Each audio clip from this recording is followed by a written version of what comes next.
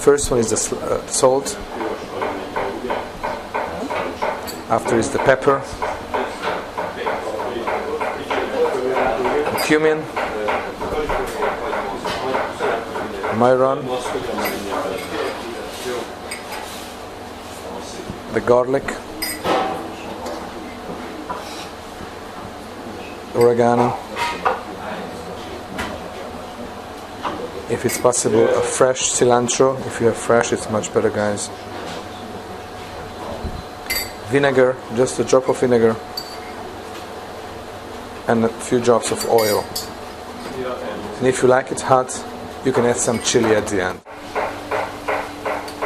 And you mix it. After it's ready, you put it into the fridge for an hour so it sits together. All the ingredients are together sitting for an hour.